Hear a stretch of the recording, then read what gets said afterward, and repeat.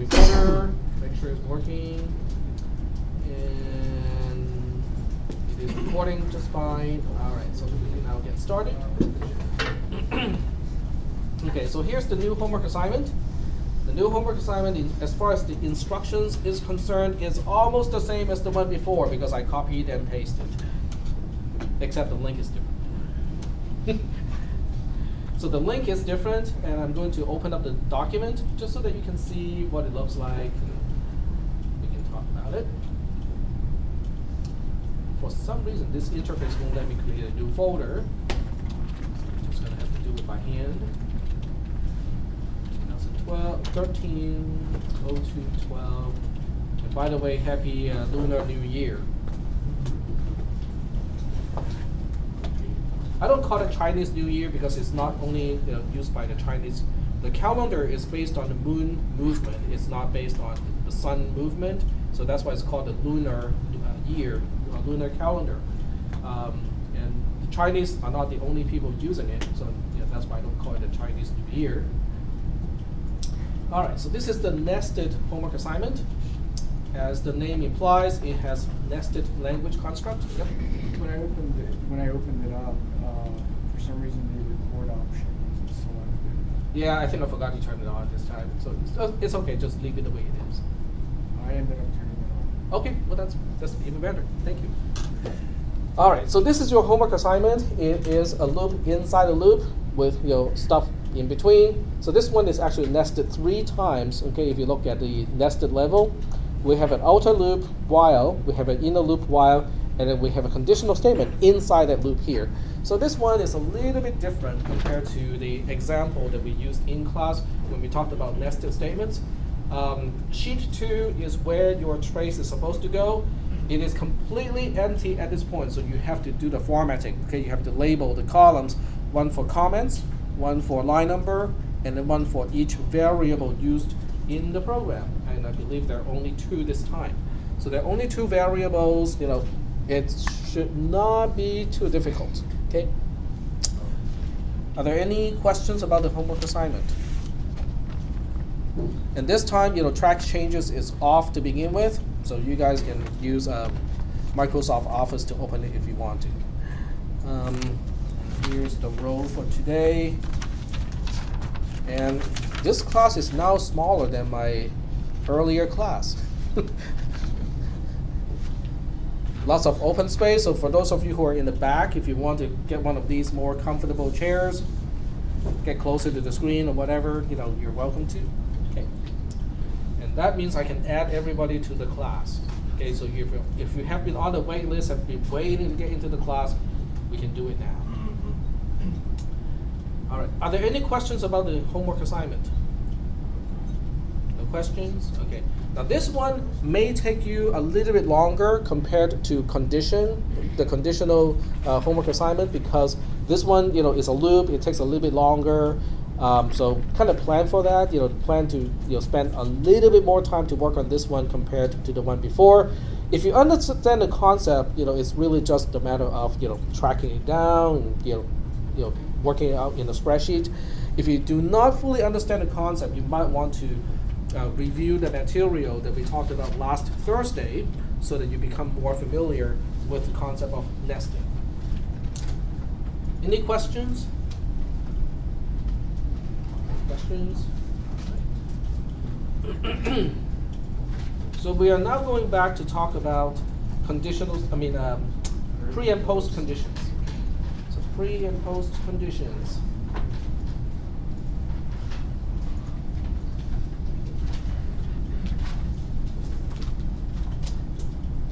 And what we'll do, we have already talked about constant assignment from last time, and we are already starting to talk about this part is new too. Resolving references to variables to constants. So what we are trying to do here is to say, if you already know that x is less than y and y equals to 10, you want to make one derivation so that you can say x is less than 10 instead of x is less than y. Does everybody understand why we can do that in this particular case? So that particular step is actually very important. Go ahead. No, I'll just scratching my ear. Oh, okay, sorry. False alarm. Okay, so in this case, that particular step is important. Going from x is less than y to x is less than 10 is very important because that helps to decouple the relationship of x from y. Because we only want to relate x to 10 and not the value of y. Because in future steps, we may do something to change y, but the relationship that x is less than 10 should still stand. Okay, so that's why this part is important. I'll use one example to illustrate and also kind of help us to understand how do we work with these pre and post conditions. Yep, go ahead. Okay, so this is basically trying to simplify the expression of a variable so it creates a lot less clutter. Yeah, but it also helps to preserve as much fact as possible so that we don't toss away something that can still be useful. So we're just cutting the fat off. We're cutting the fat off, but also making the statements stronger at the same time. I just want to tell people why there's a picture of the CC man here. CC stands for Creative Commons, which is the open source version of documents, music, videos, pictures, photographs, and so on. So I was showing the earlier class how to use the GIMP because I was using the GIMP as a typical example of an open source product. And I was just working out all the different things. So the way I did this one was I can use a tool to select the head, and then I inverted the selection so the background is now selected. So I made it blur and also decreased the color saturation. So that's why you can see the body is a little bit blurred, and also the color saturation is a little bit muted by just a little bit. Okay, it's not as very obvious. I also used the rotation tool because he was actually flying sideways. So I used the rotation tool to make it fly more kind of straight at you and not sideways. So it was just a little fun thing that I did with the previous class, but now it's no longer needed. So let's go ahead and discard that and free up all the 200 megabytes or so RAM that it was using. All right, getting back to this one, let's go ahead. I was going through the editor. Let me just use an editor to illustrate. There we go. All right, so let's go ahead and use an example to illustrate what I was just talking about. Okay, so let's say line 1 is x gets a value of 2. Line 2 is x, y gets a value of 6. Okay, so this is my entire program. But what I'll do is I'll tell you that before line 1, for whatever reason, okay, don't ask me why that is the case, but for whatever reason, we know something like this. Okay, so let's say we know that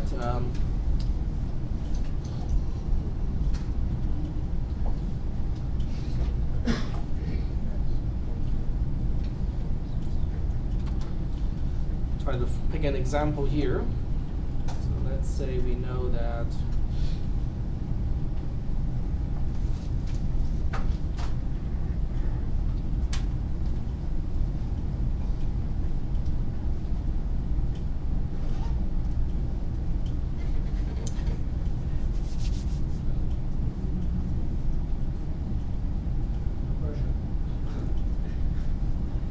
one of my friends, who works at the Lawrence Livermore lab, says that when I do this, he can actually literally hear the grind, turning in my head, like a stone grind. Makes that really awful kind of sound. That's how my head works. Stone grind. Might be a joke in there, but I don't know. Yep. My mind works very slowly.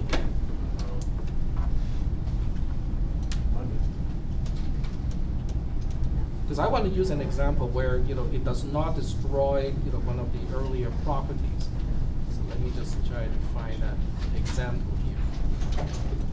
Is that like sleep making assignments at 12? Nah, that has nothing to do with it. Or the fact that I have to wake up at 6:30. Yeah. And you were probably up till almost 2 last night. All right. So let's see.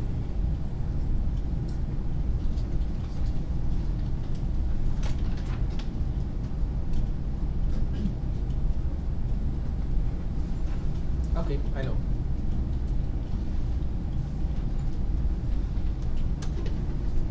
Okay, so we want to do that, and then on line 3, we'll change line n to 5. Okay, that should do it. So this will do it. I think it has one extra step that is not important, but we'll go ahead and use this one. Okay, so with this one, I'll just say the precondition of line 1 is simply true. What does that mean? We kind of talked about that on last Thursday. So what does it mean when the precondition of a particular statement is simply true? That means I know nothing about the variables, okay? But because it is true, I know it is reachable. I know I can. The statement is reachable from the beginning of the program. Okay. Yep. Sorry. Oh, we can get there. Yeah, we can get there. Exactly. So in this case, I'm simply saying I know nothing about the variables x, y, or whatever. There may be 20,000 variables in this particular algorithm. I'm just saying that I know nothing. Okay. So in this case, if I want to go through the derivation of going from the precondition to the post condition, this is what I would do. I would say line 1. I would say the right-hand side of line 1 does not refer to the left-hand side. Okay, RHS stands for right-hand side, LHS stands for the left-hand side. But that's kind of obvious, right? Because if you look at the right-hand side of the assignment, it is a constant of 2. It doesn't mention anything about x. The left-hand side, which is the variable that I'm changing, is variable x. So it is quite clear in this case that the right-hand side of line 1 does not refer to the left-hand side. But right here, because of this reason, I can say that we have to apply the forget rule. Okay, so let's go ahead and kind of figure out what is the forget rule. The forget rule means the post condition of a line is based on something in the precondition of that line, but we have to toss away something. In other words, in this case, whatever we knew about x, we probably have to toss it away because we are changing the value of x from whatever it was to 2. So if I had any statements about x before line 1, those statements may not be true anymore. So that means I'm going to specify an x here, which basically says anything that contains x may not be true anymore. So we have to toss all of those away. But on top of all these things, from the precondition of line 1, we also know one thing for sure now, because after line 1, we know for sure that the value of x is going to be 2. Is that okay so far? All right. So at this point, it's going to be very mechanical because the next step is simply to substitute pre1 into this place here. Pre1 is nothing more than just true itself, so there's nothing to it. And does true as a condition mention anything about x? True does not mention anything about x, so we can keep the entire thing. So we have true and x equals 2. So the next question is, well, I can actually simplify this and take that true away. All right, so let's take a little bit of a time here and kind of let me explain why we can do this simplification, the last step. The last step is possible because true is also known as